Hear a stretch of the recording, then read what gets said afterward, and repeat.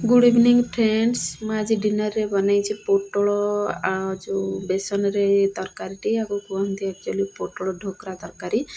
ମୁଁ ବହୁତ ତେଲ କମ୍ ମସଲାରେ ରୋଷେଇ କରେ, ସେଥିପାଇଁ ମୋ ତରକାରୀଟା ଏମିତି ଦେଖାହେଉଛି। ପ୍ଲିଜ୍ ସ୍କିପ୍ ନ କରିକିରି ଶେଷ ପର୍ଯ୍ୟନ୍ତ ଦେଖିବେ। ପସନ୍ଦ ଆସିଲେ ଗୋଟେ ଲାଇକ୍ କରିଦେବେ। ଏଠି ମୁଁ ବେସନ ଗୋଟେ ଛୋଟ ଗିନାଏ ନେଇଛି। ତା ଦେହରେ ମୁଁ ଜିରା, ଜୁଆଣି, मेथी आउ हलदी गुंड लंका गुंड सब पकईकरी एमती मिक्स कर नहीं पानी देकरी ताको भलसे गोले नहीं गोलेकरी एतिकी मु आणटा एमती रखी तापर गोटे प्लेट नहीं तादरे किसी तेल मारिकी से आणटा को प्लेट रे दे देइछि। गोटे सस्पेन नहीं तादरे मु पानी दे देइछि। तापर गोटे स्टैंड थोइकरी ए प्लेटा को ता भितर मु रखी देइछि सिझिबा पई। एटी सिझी आसलाणी मु ताको बाहर करनेली ठंडा करिया पई।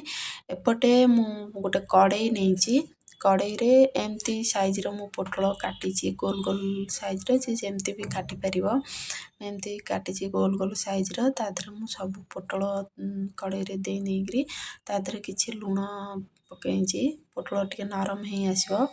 लूण पकईकरी मु ताको भाजीबा पई छाड़ देली। एपटे बेसन ठंडा हे आसलाणी ताकू मु एई नुआ करिका साइज रे छोट छोट करी पीस करी काटी नेछि। एमती भी खाइबा को बेसन बहुत बढ़िया लगुला।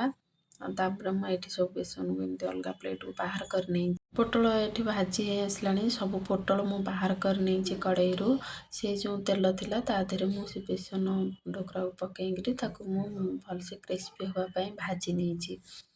भाजी सारा पर ताकू बाहर कर नहीं तापर गोटे कड़ई रे तेल नहीं तादरे मु जीरा फुटे नहीं तापर पियाज पकईछि।